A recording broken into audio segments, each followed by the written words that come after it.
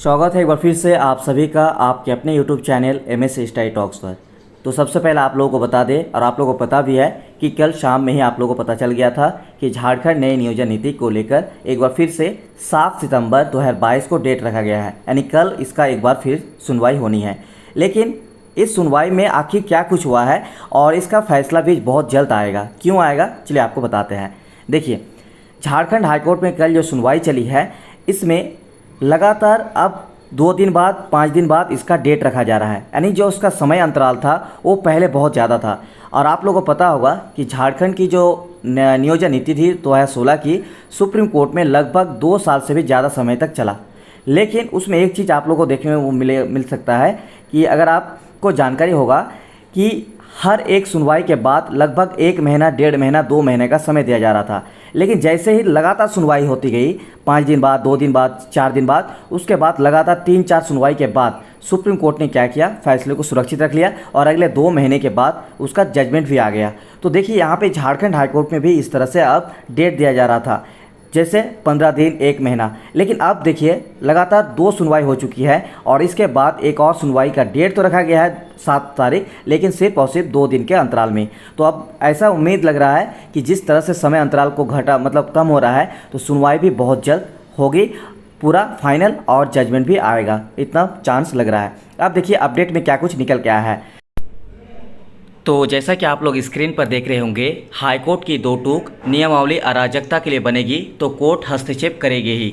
नियुक्ति नियमावली के खिलाफ दाखिल याचिका पर हुई सुनवाई। तो देखिए, यहाँ पे जो कल झारखंड हाईकोर्ट में सुनवाई हुई है, इसमें हाईकोर्ट की तरफ से नियमावली को एक तरफ से सही भी ठहराया गया, साथ ही अगर ये भी कहा गया कि अगर नियमावली में कुछ गलत है तो उसमें कोर्ट हस्तक्षेप करेगी ही। तो नियुक्ति नियमावली पे जो भी सुनवाई हुई है, चलिए उसके बारे में एक करके देख लेते हैं क्या कुछ हुआ है। उसके बाद फिर आप लोगों को और भी कुछ इंपॉर्टेंट जानकारी बताएंगे। तो देखिए, झारखंड हाईकोर्ट के जस्टिस डॉक्टर रवि रंजन व जस्टिस SN प्रसाद की अदालत में JSSC की संशोधित नियुक्ति नियमावली के खिलाफ दाखिल याचिका पर सुनवाई हुई। सोमवार को लगभग पूरे दिन तक चली सुनवाई के दौरान राज्य सरकार की ओर से कहा गया कि हिंदी को हटाया नहीं गया है, क्वालिफाइंग पेपर 1 में रखा गया है। भाषा के पेपर 2 से हिंदी या अंग्रेजी को हटाने के पीछे स्थानीय भाषा को प्रोत्साहित करना है, ताकि यहाँ की संस्कृति, रीति रिवाज और क्षेत्रीय भाषा को संरक्षित किया जा सके। इस पर अदालत ने पूछा कि हिंदी और अंग्रेजी को पेपर 1 में रखने का क्या औचित्य है, जबकि पेपर 2 में शामिल भाषा का अंक कुल प्राप्तांक में जोड़ा जाना है। इसके अलावा क्षेत्रीय भाषा में उर्दू को कैसे शामिल किया जा सकता है। इस दौरान सरकार की ओर से कहा गया कि अल्पसंख्यकों को केंद्र में रखकर यह संशोधन किया गया है।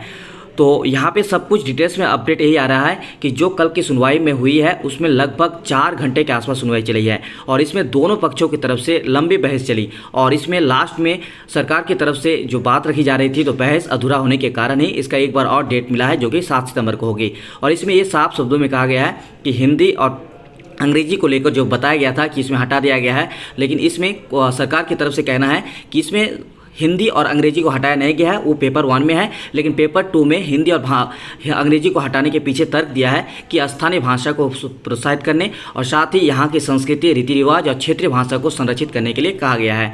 उसके बाद देखिए, राज्य सरकार को स्थानीय लोगों के कल्याण के लिए किसी प्रकार की नीति बनाने का अधिकार है। ऐसे में इस नीति से संबंधित फाइल अदालत नहीं देख सकती। इस पर कोर्ट ने कड़ी आपत्ति जताते हुए कहा कि नीति कल्याण के लिए होनी चाहिए, लेकिन जब नीति अराजकता के लिए बनाई जाएगी तो अदालत उसमें हस्तक्षेप करेगी ही। यानी कोर्ट की तरफ से एक हिसाब से कहा जाए तो इस नियोजन नीति को सही भी ठहराया गया कि इसका जो नियमावली बनाने का जो ये है अधिकार है, वो सरकार के पास है, लेकिन ये नियमावली लोगों के कल्याण के लिए होना चाहिए, अराजकता के लिए नहीं। अगर ऐसा होता है तो फिर अदालत जो है इस पर हस्तक्षेप करेगी।